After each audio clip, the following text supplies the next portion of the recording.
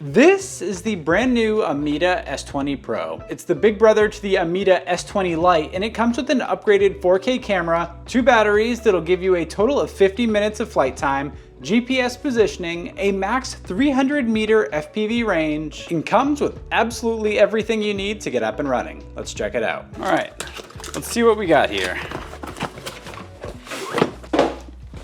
So, it does come with a pretty nice looking carrying case with the Amida branding on it. Let's see what actually comes inside of this case here. Pretty nice feeling case. Everything's molded nicely to the drone. All right, that should give you a little bit better view of actually what's inside of the case here. So we've got an instruction manual. We've got a USB Type A to USB-C charger for the batteries, some extra propellers, screwdrivers, and some extra screws. We've got a 2-cell 3000 milliamp battery pack, and yes, it does come with 2 of these. And yes, that does give you a total of 50 minutes flight time. All right, let's check out the controller real quick. Definitely a controller we've seen with some other Amazon drones. Not the, best quality thing in the world, but definitely not the worst. On top here, we have altitude button. That's not a button you normally see on a drone. I wonder what that button actually does. Quick start guide here somewhere. Quick start guide. Huh, okay.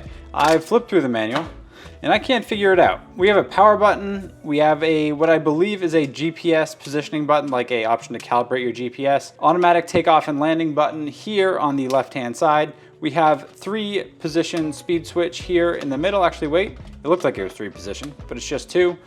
We have this ATTI. What that button would do, like altitude hold or something. Nah, but I don't know. Honestly, that doesn't make sense. We're gonna have to try that out in this video. And then we do have our return to home button because this is a GPS drone. Then up here on the top of the controller, we have our camera and video button. And then on the right side here, this is an option to tilt the camera up and down. And last, certainly not least, we've got the drone. Let's take a look at this guy. Feels pretty solid. A lot of these Amazon drones usually feel pretty light. This drone actually has a decent amount of weight to it, but it is coming in under 190 grams or so. So it is under the FAA requirements, but it does definitely feel like a solid drone. One thing I am noticing here is that on the side of the drone, this has a micro SD card slot, which is really good. A lot of somewhat inexpensive drones only record footage over Wi-Fi directly to your phone while you're charging, and that can honestly be just a total nightmare. A lot of the times the footage just looks like crap. So you are gonna have to provide your own micro SD card here, and if you do that, all of the footage will be stored directly onto that while you're flying.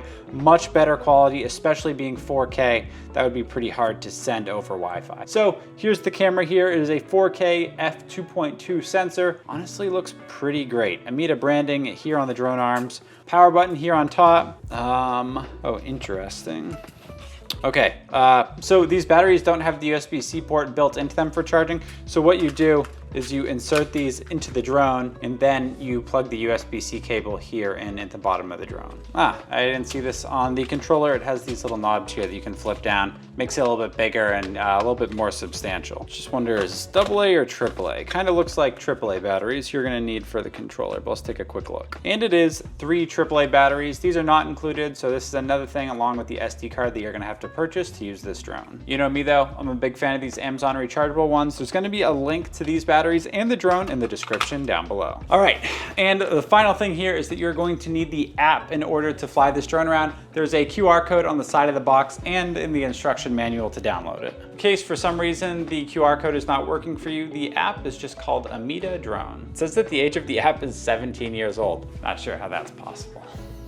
All right, well, since this is a GPS drone, we're not gonna be taking it off in the garage here to test things, so I'm gonna go top off the batteries for the drone, and then we're gonna take this thing out to one of our favorite flying spots and see how good it is. All right, let's do it. All right, I'm going to stand here, and I'm going to hit record now, and I'm going to throw that video feed up there so you guys can see this in real time. And the footage you guys are seeing is the footage that is directly off of the SD card on the drone. This is not the recording that you would sometimes get saved to your phone. It is the one that is, like I said, recorded right to the SD card, which the sun is so freaking bright today, it's hard to see. And my phone screen is dirty, which definitely does not help. But the footage that's actually coming across is really, really clear. You know, not having a gimbal or any like electronic image stabilization, if it does have IBIS, it's not a lot of it, but the FPV footage is totally usable. Like, holy crap. Yeah, like, you know, you can see like when you come to a stop, like, you know, just not having that gimbal, you know, it hurts you a little bit. But let's try tilting the camera down a little bit. You guys can kind of see around. So that's totally hands off, just what the footage looks like coming straight off of the camera, like no image stabilization or anything like that, which it is holding pretty well. Like, yeah, not having a gimbal, you know, it hurts you a little bit, but you know, in this price range, this isn't so bad. All right, let's try going up a little bit more here. Man, the sun is killing me today. Let's tilt the camera down again, so you guys can kind of see in the light and in the dark and pointing up at the sky, you know, how the contrast of all the the contrast of everything looks. We're gonna come over here.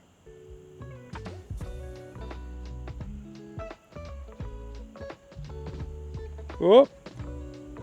Ooh, there's a pole there. It doesn't have obviously any obstacle avoidance or anything like that. Whoop, I lost my sunglasses.